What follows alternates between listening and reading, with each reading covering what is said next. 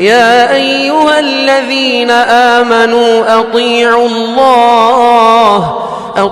الله وأطيعوا الرسول ولا تبطلوا أعمالكم. ہلکا سا نقصان، ہلکا سا لاس، ایک پروجیکٹ، ایک اسائنمنٹ، ایک کانٹریکٹ ملتے ملتے رہ جائے، زمین آسمان ایک کرنے کو تیار ہو جاتے ہیں. ہم میں سے ہر ایک 8-10 گھنٹے کام کرتا ہے، جیسے صحابہ بھی 8-10 گھنٹے کام کیا کرتے تھے. اس کے بعد جب ہم گھر آ جاتے ہیں تو کیا کرتے ہیں؟ سب کے OTTs ہمارے پاس سب سبسکرپشنز کے ساتھ پڑے ہوتے ہیں. ایک سوال ہم اپنے آپ سے کر لیں، ہم ان 3 کیٹیگریز میں سے کس کو بلونگ کرتے ہیں؟ بڑی مشکل سے ہماری 5 وقت کی نمازیں ہو پاتی ہیں، بڑی مشکل سے. امام ابن قیم کہتے ہیں ذکرک قبل ان تذکرہ. ہم پیدا ہوتے ہیں، بڑے ہوتے ہیں، دھکے لگتے ہیں بڑے ہونے کے بعد، چوٹ لگتی ہے بڑے ہونے کے بعد، بزنس نہیں چلتا ہے، جاب نہیں چلتا ہے، لڑکی نہیں ملتی ہے شادی کو، بچے، تب جا کر کے اللہ کو یاد کرتے ہیں، اے اللہ مجھے بچہ عطا کر دے، اے اللہ مجھے اچھا جاب دے دے، اے اللہ مجھے اچھی سیٹ دلا. کہ اللہ عز و جل نے ہمیں یاد رکھا ہے کب؟ 50,000 سال پہلے. ان الحمد للہ نحمده ونستعینه ونستغفره ونعوذ باللہ من شرور انفسنا ومن سیئات اعمالنا من يهد اللہ فلا مضل له ومن يضلل فلا هادی له واشهد ان لا الہ الا اللہ وحده لا شریک له واشهد ان محمدا عبده ورسوله صلی اللہ علیہ وسلم تسلیما کثیرا. یا ایہا الذین آمنوا اتقوا اللہ حق تقاته ولا تموتن الا وانتم مسلمون. یا ایہا الناس اتقوا ربکم الذی خلقکم من نفس واحدہ وخلق منها زوجها وبث منهما رجالا كثيرا ونساء واتقوا الله الذي تساءلون به والأرحام إن الله كان عليكم رقيبا. يا أيها الذين آمنوا اتقوا الله وقولوا قولا سديدا يصلح لكم أعمالكم ويغفر لكم ذنوبكم ومن يطع الله ورسوله فقد فاز فوزا عظيما. أما بعد فإن خير الكلام كلام الله وخير الهدي هدي محمد صلى الله عليه وسلم وشر الأمور محدثاتها وكل محدثة بدعة وكل بدعة ضلالة وكل ضلالة في النار. برادران اسلام اور امت مسلمہ کی پردہ نشین ماں و بہنوں، ہم تمام پر اللہ عز و جل کے بے شمار احسانات ہیں، بے شمار انعامات ہیں کہ اللہ عز و جل نے نہ صرف ہمیں اس دنیا میں مسلمان بنا کر بھیجا، بلکہ ہمیں ہماری اپنی اس زندگی کا مقصد بھی سمجھایا. یہ اور بات ہے کہ ہم میں سے کئی ایسے ہیں، لگتا ہے ہمیں کسی قسم کا مغالطہ ہو گیا ہے، لگتا ہے ہم اپنا ہدف، اپنا مقصد، اپنا آبجیکٹو بھلانے لگے ہیں. اللہ عز و جل ہمیں ہمیشہ اپنے مقصد کو یاد رکھ کر اس پر پوری طاقت لگا کر عمل کرنے کی توفیق عطا فرمائے. آمین یا رب. ہر مسلمان جانتا ہے، المعلوم بالدین من الضرورہ، ہر مسلمان کو اس چیز کا علم ہے کہ ہمیں اس دنیا میں پرماننٹلی نہیں رہنا ہے. ہم یہاں آئے ہیں، کچھ سال رہیں گے. اللہ عز و جل نے ہماری روزی روٹی، ہماری عمر سب لکھ رکھا ہے. تو اس حساب سے اللہ عز و جل نے جتنی زندگی ہمارے نصیب میں کر رکھی ہے اتنی زندگی جی کر کے یہاں سے چلے جائیں گے. مگر جیسے میں نے ابھی کہا کہ پتہ نہیں ہم میں سے کچھ اپنے آپ کو اگر دیکھیں جا کر کے آئینے میں، اپنے آپ سے بات کرنے کی کوشش کریں تو لگتا ہے کہ ہاں ہمیں اپنا ہدف بھول گیا ہے، ہمیں اپنا مقصد یاد نہیں رہا. ہم اس دنیا کے لیے ایسے جیتے ہیں جیسے ہمیں کسی اور چیز کی فکر نہیں ہے. جبکہ اگر ہم ابن عباس رضی اللہ تعالی عنہ کے قول کو سنیں سمجھیں، ان اللہ جعل الدنیا ثلاثة اجزاء، کہ اللہ عز و جل نے اس دنیا کے 3 حصے بنا رکھے ہیں. جزء للمؤمن، ایک حصہ مومنوں کے لیے ہے. وجزء للمنافق، ایک اور حصہ ہے جو منافقوں کے لیے ہے. اور تیسرا حصہ وجزء للکافر، تیسرا حصہ ہے جو کفار کے لیے ہے. آگے ابن عباس رضی اللہ عنہما کہتے ہیں کہ فالمؤمن یتزود، ایک مؤمن کا، ایک مسلمان کا شیوا یہ ہوتا ہے، اس کا فیچر، اس کا ٹریٹ، اس کا کیریکٹر ٹریٹ یہ ہوتا ہے کہ وہ اس دنیا کو دنیا میں رہ کر زندگی بسا کر دنیا لوٹنے، دنیا ایکوائر کرنے کے لیے نہیں، بلکہ اس دنیا سے اپنا ساز و سامان، اپنا توشہ، آخرت کو جانے کے لیے جس توشے کی ضرورت ہوتی ہے اس توشے کو تیار کرنے کے لیے اپنی اس دنیا کا استعمال کرتا ہے. چھوٹی سی مثال جو ہم سب کی سمجھ میں آتی ہے، اگر ہم یہاں سے کہیں دلی ولی کا سفر کریں، ابراڈ کا سفر کریں، سامان باندھ لیتے ہیں، کتنے دن رہنا ہے، کتنے کپڑے چاہیے، شیونگ کٹ چاہیے اور دوسرے کیا کیا ضروریات ہیں وہ چاہیے، وہ لے لیتے ہیں. اگر چھوٹا موٹا سفر ہو، آج کل تو خیر وہ کم دکھائی دیتا ہے، مگر پھر بھی سمجھ میں آتا ہے کہ اگر چھوٹا موٹا بھی سفر ہو، زیادہ راہ کی صورت میں کھانا پانی بھی لے کر کے چلتے ہیں. یہاں ابن عباس رضی اللہ عنہما کہتے ہیں کہ ایک مومن اپنی اس دنیا میں رہ کر کے آخرت کے توشے کو سنوارنے کے لیے، آخرت کی زندگی کو سنوارنے کے لیے جو کچھ یہاں ضروری ہوتا ہے وہ پک اینڈ چوز کرتا ہے. اور ہمیں دیکھ کر تو ایسا نہیں لگتا کہ ہم آخرت کے لیے کسی قسم کی تیاری کرتے ہیں، الا من رحم ربی. اگر دنیا ہی مقصود ہوتی تو واللہ ہمارے سلف صالح اس دنیا کو ایکوائر کرنے میں، اس دنیا کو حاصل کرنے میں جس قسم کا زور لگاتے، شاید پوری دنیا میں کوئی اور مثال نہیں ملتی اس چیز کی. ہمارے صاف صاف اسلاف نے یہ بتلا دیا ہے کہ ہم یہاں آئے ہیں تو یہاں سے چل کر کے کسی ایک دن جانا ہے. ہم جانتے ہیں کہ ہم میں سے جو بھی اس دنیا سے نکل کر کے جاتا ہے ہمارے اپنے قدموں کے نیچے، یعنی زمین کے نیچے ہے، قبروں کے اندر ہیں. ایک سیکنڈ کے لیے سوچیں، میرے اپنے والد صاحب کو گزرے ہوئے لگ بھگ 18 سال ہو چکے ہیں، میرے دادا صاحب کو گزرے ہوئے 50 سال ہو چکے ہیں یا زیادہ ہو چکے ہیں. اسی طریقے سے تھوڑا سا اور اوپر چلے جاتے جائیں، ہمارے اسلاف سلف صالح، ان کو گئے ہوئے 1400 سال ہو چکے ہیں، 1300، 1400 سال ہو چکے ہیں. ان میں سے کتنے ہیں جو آج بھی قبروں میں مدفون ہیں؟ ایون ایز وی اسپیک، اب بھی قبر کے اندر مدفون ہیں.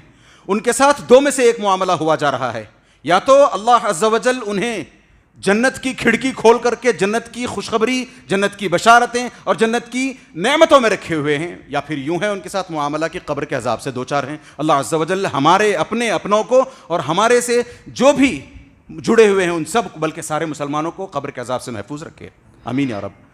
تو پتہ چلا کہ ہم جب اس دنیا میں آئے ہیں تو ہماری اس دنیا کا رہنا سہنا صرف فرسٹ فیز ہے. ہماری اپنی زندگی 3 فیز والی ہے. فرسٹ فیز ہماری اپنی زندگی کا، پہلا مرحلہ ہماری اپنی زندگی کا جو آج ہم جی رہے ہیں. اس کے بعد ایک مرحلہ آئے گا نہ جانے کتنے سال. آج بھی اگر کوئی مر جائے، ایک سوال پوچھ لیں ہم اپنے آپ سے، آج اگر موت آتی ہے، آر وی ریڈی؟ تیار ہیں مرنے کے لیے؟ اللہ عز و جل ہمیں لمبی زندگیوں سے نوازے، صحت سے نوازے، ایمان سے نوازے. آمین یا رب. مگر اگر آج موت آتی ہے، تیار ہیں ہم؟ بحث نہیں کر پائیں گے، باگین نہیں کر پائیں گے ملک الموت سے، مگر کیا ہم اس چیز کے لیے تیار ہیں؟ اگر نہیں ہیں تو پھر اب تک غفلت میں کیوں ہیں ہم؟ ابھی بھی جاگتے کیوں نہیں ہم؟ ابھی بھی اگر ہماری دوڑ دھوپ ہوتی ہے تو صرف دنیا دنیا اور دنیا حاصل کرنے کے لیے. ایک حدیث ہے جس کو آپ بخوبی جانتے ہیں، نافق حنظلہ الاسیدی رضی اللہ عنہ. ایک دفعہ کا واقعہ ہے کہ وہ تیز چلے جا رہے ہیں نبی کریم صلی اللہ علیہ وسلم سے ملنے کے لیے. بیچ میں ابو بکر آ کے انٹرسیپٹ کرتے ہیں، انٹرجیکٹ کرتے ہیں، روکتے ہیں. کہاں جا رہے ہو؟ کیا ماجرا ہے؟ بڑے پریشان لگتے ہو. یہ حدیث تمام پتہ ہے آپ کو. اس میں حنظلہ رضی اللہ عنہ کہتے ہیں کہ مجھے لگتا ہے کہ میں ہپوکریٹ ہو گیا ہوں، مجھے لگتا ہے میرے اندر نفاق آ گیا ہے. ایسے کیسے؟ نہیں، میں جب نبی کریم صلی اللہ علیہ وسلم کے ساتھ ہوتا ہوں تو میرے ایمان کا ایک الگ عالم ہوتا ہے. ایسا لگتا ہے جیسے میں جنت کو اور جہنم کو اپنی آنکھوں کے سامنے دیکھ رہا ہوں. اور جب نبی کریم صلی اللہ علیہ وسلم سے جدا ہو کر کے اپنے گھر والوں کے ساتھ آ جاتا ہوں، بیوی بچوں میں رہتا ہوں، کاروبار میں لگ جاتا ہوں، تو ایمان ڈاؤن ہو جاتا ہے میرا، گر جاتا ہے میرا. تو مجھے لگتا ہے میرے اندر نفاق ہے، منافق ہونے لگا ہوں میں. تو ابو بکر کہتے ہیں یہ معاملہ تو میرے ساتھ بھی ہے، چلو جا کر کے پوچھتے ہیں. حدیث میں جو لمبی بات آئی ہے مجھے وہاں تک لے جانا نہیں ہے. یہاں سے ایک چھوٹا سا انفرنس ڈرا کرنا ہے مجھے، وہ یہ ہے کہ ایمان کی چھوٹی سی اونچ نیچ ہمارے صحابہ سے برداشت نہیں ہوتی تھی، دوڑ کر پہنچ جاتے تھے نبی کریم صلی اللہ علیہ وسلم سے یہ کہتے ہوئے کہ میرے اندر نفاق ہے، میں منافق ہونے لگا ہوں، مجھے کیا کروں بتاؤ مجھے. یہ ہمارے اپنے صحابہ کی حالت ہوتی تھی، دوڑ کر پہنچتے تھے. وجہ کیا تھی؟ ایمان میں ہلکی سی اونچ نیچ. ہم بھی دوڑ دھوپ کرتے ہیں مگر اللہ المستعان ایمان کی اونچ نیچ کے لیے نہیں، بزنس میں اونچ نیچ ہو جائے دوڑ دھوپ شروع ہو جاتی ہے ہماری. ہلکا سا نقصان، ہلکا سا لاس، ایک پروجیکٹ، ایک اسائنمنٹ، ایک کانٹریکٹ ملتے ملتے رہ جائے، زمین آسمان ایک کرنے کو تیار ہو جاتے ہیں. علماء کے پاس بھی بھاگتے ہیں، بھاگتے ہوئے دوڑتے ہوئے آتے ہیں، یہ پتا کرنے کے لیے نہیں کہ میرا ایمان کمزور پڑ گیا ہے، نہیں، بلکہ یہ پتا کرنے کے لیے کہ اس کو میں کہاں تک استعمال کر سکتا ہوں، اس چیز میں مجھے فتوا دو. اس کے لیے یہ دنیا کو اپنی بٹورنے میں اس کا استعمال اس کا استعمال کہاں تک کر سکتا ہوں، اس کے لیے فتوا دو. یہ ہماری حالت. ہم میں سے کچھ ہیں جن کے سامنے اگر اس طریقے سے حدیثیں بیان کی جائیں تو کہتے ہیں نبی کریم صلی اللہ علیہ وسلم کے ساتھ صحابہ تھے، صحابہ کو ہمارے ساتھ کمپیئر مت کرو. ارے تچھ پرانی، کون آپ کی کمپیریزن صحابہ کے ساتھ کر رہا ہے؟ ہمیں تو یہ پتا ہے، ہم سب اور آپ بھی جانتے ہیں، ہمیں یہ کہنا پڑتا ہے مجبور ان کو کہ ہم یہ جانتے ہیں، آپ بھی یہ جانتے ہو کہ ہم اگر ایک مد بھی، ایک صاع بھی خیرات کر دیں، بلکہ ہم اگر احد پہاڑ کے برابر بھی سونا خرچ کر دیں، سونا، ہاں، ہم سے ایک جو کا دانہ خرچ نہیں ہوتا اللہ کی راہ میں، 500 روپے خرچ نہیں ہوتے اللہ کی راہ میں. یہاں نبی کریم صلی اللہ علیہ وسلم، بائی دا وے، نبی کریم صلی اللہ علیہ وسلم ہم سے خطاب نہیں کر رہے ہیں، بعد میں آنے والے جو صحابہ تھے ان سے خطاب کرتے ہوئے نبی کریم صلی اللہ علیہ وسلم کہتے ہیں کہ تم اگر ان صحابہ جو السابقون الاولون میں سے ہیں، یا پھر انصار میں سے ہیں، مہاجرین میں سے ہیں، یہ جو پہلے یعنی فتح مکہ کے پہلے اور بعد کے صحابہ میں بڑا فرق ہے، تو بعد کے صحابہ سے کہتے ہیں کہ اگر تم اپنے سونے چاندی کو احد پہاڑ کے برابر بھی خرچ کرو تو بھی انہوں نے جو اگر صاع، ایک چھوٹا سا 500 گرام 200 گرام اگر کچھ جو بھی خرچ کیا انہوں نے، کوئی پلسز، گرینز خرچ کیا ہوں انہوں نے، ان کے مقابلے میں تم نہیں پہنچ سکتے. یہ پتہ ہے ہمیں. مگر جب یہ کمپیریزن ہوتا ہے، اس طرح کی احادیث لائی جاتی ہیں تو کمپیریزن کرنے کے لیے نہیں لائی جاتی، بلکہ بتانا یہ مقصود ہوتا ہے کہ نبی کریم صلی اللہ علیہ وسلم نے اور اللہ عز و جل نے ہمیں حکم دیا ہے کہ ہم نبی کریم صلی اللہ علیہ وسلم کو فالو کریں. نبی کریم صلی اللہ علیہ وسلم نے حکم دیا ہے کہ ہم خود، نبی کریم خود قرآن کہتا ہے، پھر آگے نبی کریم صلی اللہ علیہ وسلم کہتے ہیں کہ میرے صحابہ ان میں سے کسی ایک کو فالو کر لو. تو اس حساب سے ہم بس کوشش میں لگے ہیں کہ ہلکی سی کچھ تو ہو جائے، ہلکا سا، اپنے طریقے سے، اپنے تئیں، اپنی چھوٹی سمجھ کے مطابق. تو یہ کہتے ہیں نہیں، کمپیریزن مت کرو صحابہ کے ساتھ ہمارا. ارے صحابہ بھی انسان تھے. یہ اور بات ہے کہ اللہ عز و جل ان سے راضی تھے، وہ اللہ عز و جل کے فیصلوں سے راضی تھے. ہم کہاں اللہ عز و جل کے فیصلوں سے راضی نظر آتے ہیں؟ اللہ ہم سے خوش ہوں، آمین یا رب. ہم میں سے اکثر یہ شکایت کرتے ہیں، نہیں صحابہ کا دور الگ تھا، ان کے پاس کافی وقت تھا، وہ بہت فری ہوا کرتے تھے، اس وجہ سے ان کے پاس وقت ہونا تھا، ضروری تھا، اور وقت سارا عبادت میں لگاتے تھے.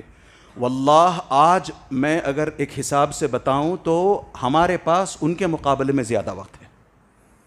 آج ہم کاروں میں گھومتے ہیں، ان کو اونٹوں کی پیٹھ پر، گھوڑوں کی پیٹھ پر سفر کرنا ہوتا تھا. جو سفر ہم 2 گھنٹوں میں، 4 گھنٹوں میں کر گزرتے ہیں، وہ سفر 5 راتوں کا ان کا ہوا کرتا تھا.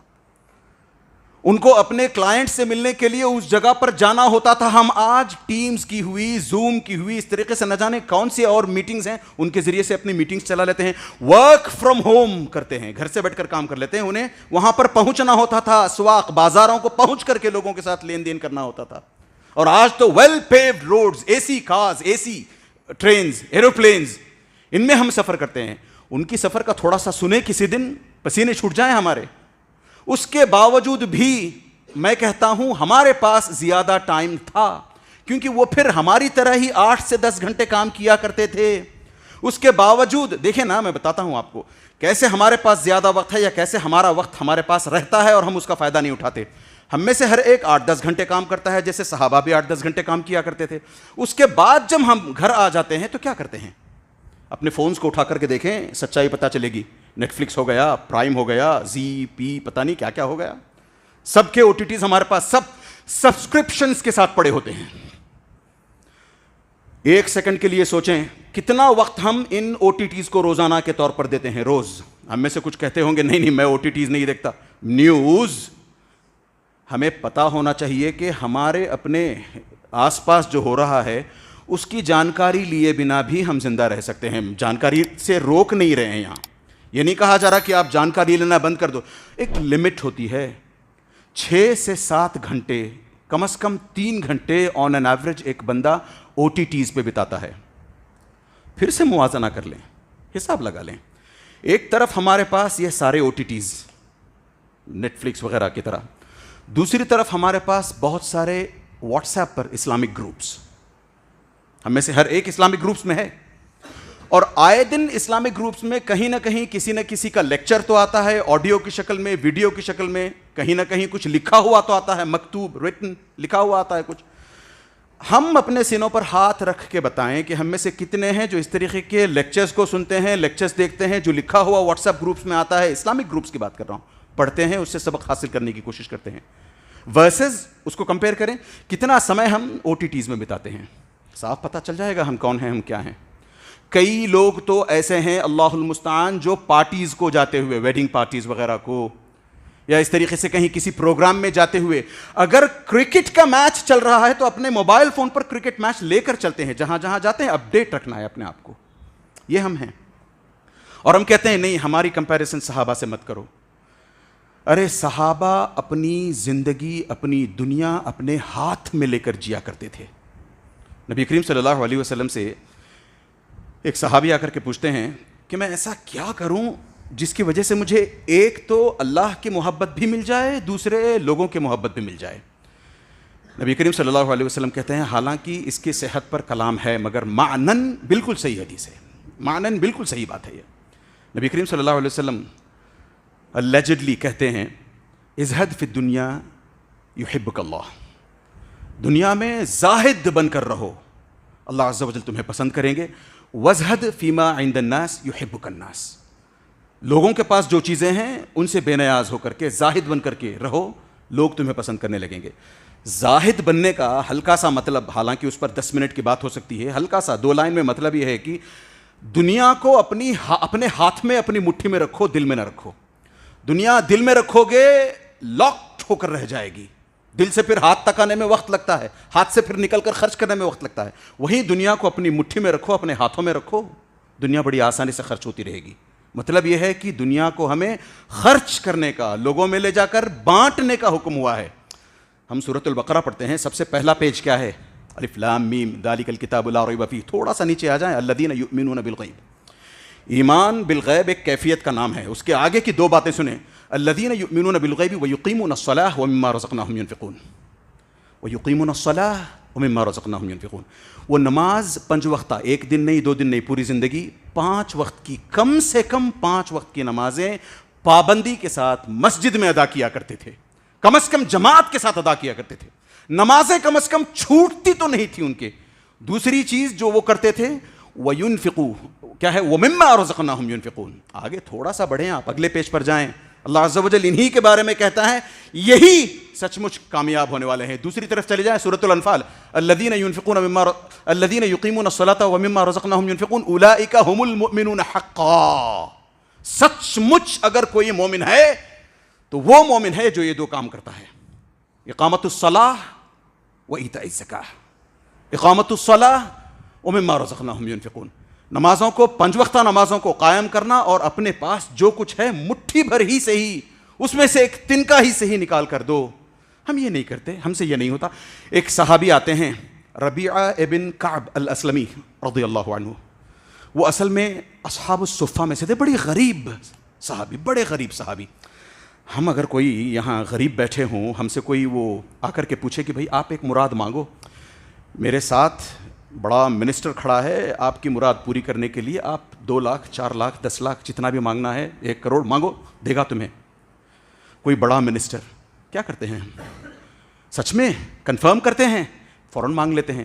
یہاں نبی کریم صلی اللہ علیہ وسلم کی یہ خدمت کیا کرتے تھے. یاد رکھیں، انڈرلائن کرنے والی بات یہ ہے کہ یہ غریب صحابی ہیں، مسجد میں رہا کرتے تھے، ان کا اپنا گھر نہیں تھا. ایک گھر مانگ لیتا ہوں میں، ایک گھر، چھوٹا سا بزنس. عبد الرحمن بن عوف کا اتنا بڑا بزنس، یا رسول اللہ مجھے ایک چھوٹا سا بزنس دے دیں، کچھ تو دکان کھلوا دیں میری، کہیں تو میرا کسی سے بات کروا کے کچھ تو کروا دیں. نہیں، جب یہ نبی کریم صلی اللہ علیہ وسلم کی خدمت کیا کرتے تھے تو ایک دفعہ نبی کریم صلی اللہ علیہ وسلم نے پوچھا، مانگو کیا مانگنا چاہتے ہو؟ یہ پلٹ کر کہتے ہیں، ربیعہ پلٹ کر کہتے ہیں، اسألک مرافقتک فی الجنہ. اے نبی کریم صلی اللہ علیہ وسلم، میں جنت میں آپ کے ساتھ رہنا چاہتا ہوں. آفر دیکھیں، آفر دیکھیں. نبی کریم صلی اللہ علیہ وسلم پوچھتے ہیں، او غیر ذالک، اس کے علاوہ کچھ اور ہے؟ میں اور آپ ہوتے تو کیا کہتے ہیں؟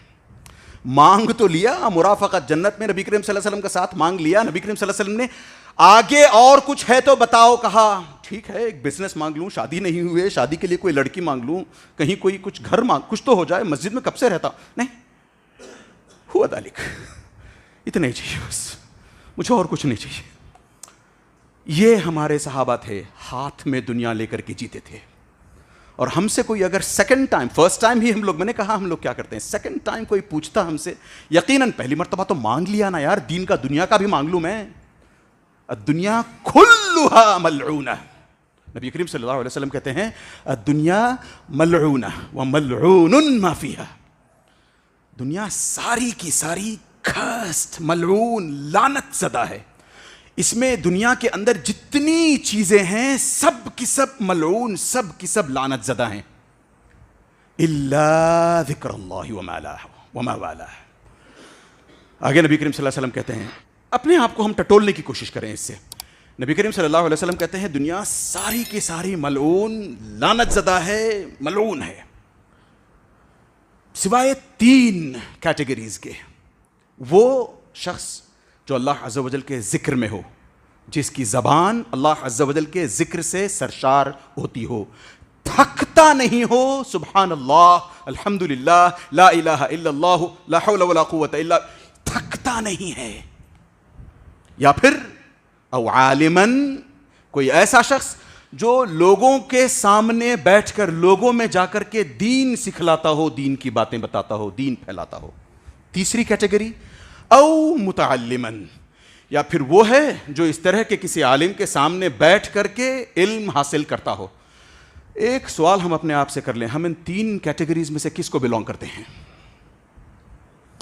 انفارچونیٹلی اکثر تینوں میں سے کسی کو نہیں.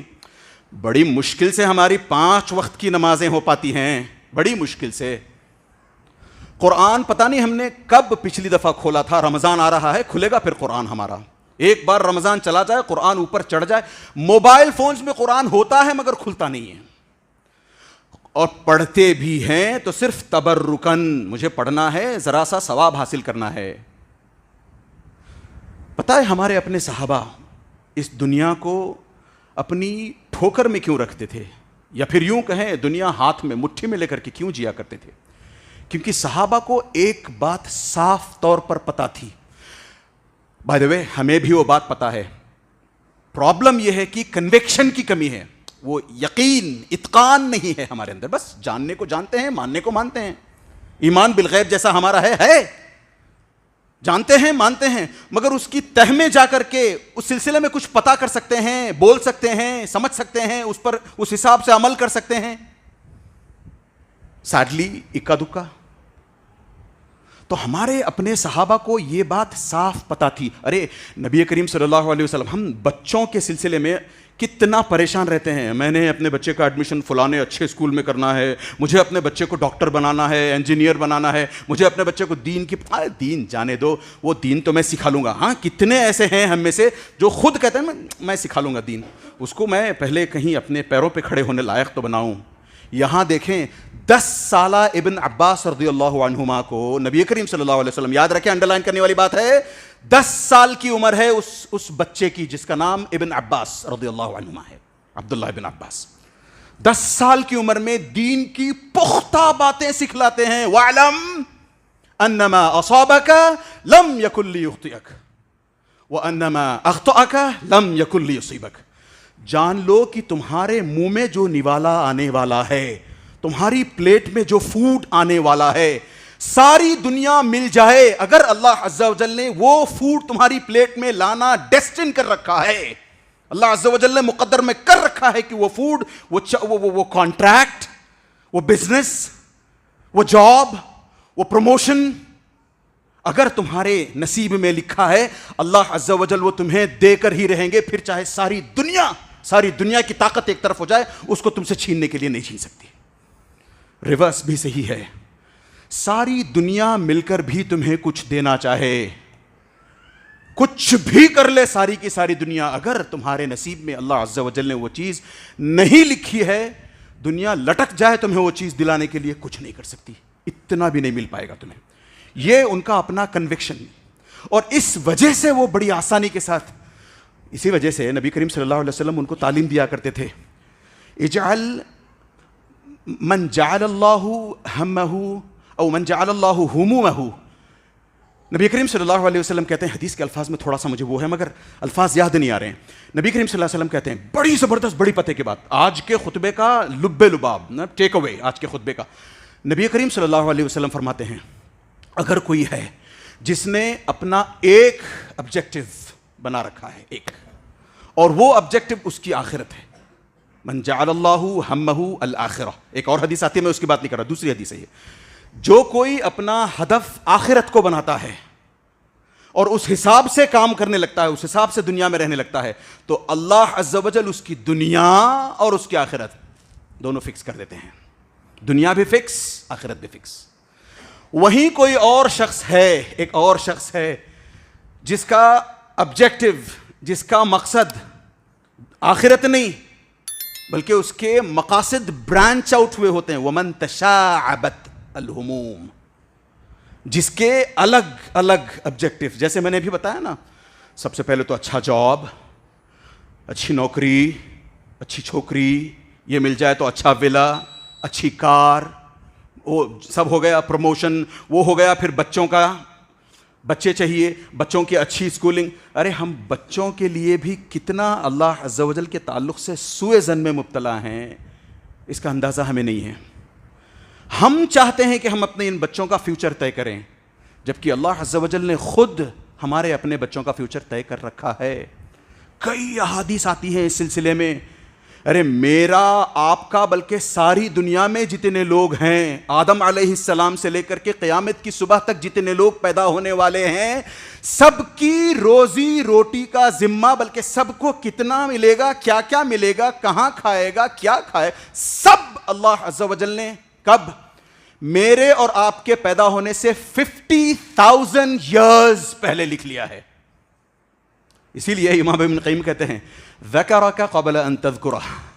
ہم پیدا ہوتے ہیں، بڑے ہوتے ہیں، دھکے لگتے ہیں بڑے ہونے کے بعد، چوٹ لگتی ہے بڑے ہونے کے بعد، بزنس نہیں چلتا ہے، جاب نہیں چلتا ہے، لڑکی نہیں ملتی ہے شادی کو، بچے، تب جا کر کے اللہ کو یاد کرتے ہیں، اے اللہ مجھے بچہ عطا کر دے، اے اللہ مجھے اچھا جاب دے دے، اے اللہ مجھے اچھی سیٹ دلا. جبکہ اللہ عز و جل نے ہمیں یاد رکھا ہے کب؟ 50,000 سال پہلے، ہماری اپنی پیدائش سے، میری آپ کی نہیں بلکہ آسمان اور زمین کی پیدائش سے 50,000 سال پہلے اللہ عز و جل نے ہمارا خیال رکھا ہے. تو میں دوسری حدیث کی طرف اس کی بات کر رہا تھا کہ اگر کوئی ایسا شخص ہو جس کے سارے افیز بکھرے ہوئے ہیں، اس کا مجھے اچھا جاب چاہیے، جاب میں پروموشن نہیں ملتا، میں دوسرا جاب لوں کیا، باہر ٹرائی کرنا ہے مجھے، ابراڈ جانا ہے مجھے، لڑکی اچھی نہیں ہے، لڑکی سے شادی نہیں ہو رہی میری، ایک شادی اور کرنی ہے مجھے، بچے نہیں ہو رہے مجھے، یہ جس کے یہ پرابلمز ہوتے ہیں، پھر نبی کریم صلی اللہ علیہ وسلم فرماتے ہیں کہ اللہ عز و جل لم یبال اللہ عز و جل کو رتی برابر بھی فکر نہیں ہوتی کہ ایسا شخص کس افیئر میں چل کر کے ہلاک ہو جائے. وہ جاب تلاش کرتے ہوئے ہلاک ہو، لڑکی کی تلاش کرتے ہوئے ہلاک ہو، کار کی تلاش میں، کار کے EMIs بھرتے ہوئے، کچھ بھی کر کے ہلاک ہو، مر جائے تو مر جائے، مجھے کوئی پرواہ نہیں، اللہ عز و جل کا اپنا کہنا ہے. تو ہمیں ہوش کے ناخن لینے چاہیے، ہمیں سمجھنا چاہیے کہ ہم اس دنیا میں جب آئے ہیں تو اس دنیا میں ہمیں پرماننٹلی رہنا نہیں ہے، یہاں سے ہمیں نکل کر کے جانا ہے. اس دنیا سے جب جائیں گے وہاں ہمارے لیے وہ فیز 2 اور فیز 3. فیز 2 قبر کے اندر پتہ نہیں کتنے ہزار سال ہمیں رہنے ہیں, گزارنے ہیں قبر کے اندر. اس حساب سے پھر قبر سے جب اٹھائے جائیں گے دوبارہ قیامت کے دن, تب حساب کتاب ہوگا. اس حساب کتاب کے بعد کی جو زندگی ہے وہ پرماننٹ لائف ہے ہماری. اس کے لیے کوششیں یہاں کریں گے ہم, تب ہم وہاں کامیاب ہو سکتے ہیں. اور اس کی کوششیں کرنے کی بجائے ہم یہاں کی کوششیں کرتے رہیں, یہاں اور یہاں والا ہی چاہیے ہمیں, تو پھر من کان یرید حرث الآخرۃ نزد له فی حرثہ ومن کان یرید حرث الدنیا نؤتہ منها وما له فی الآخرۃ من نصیب.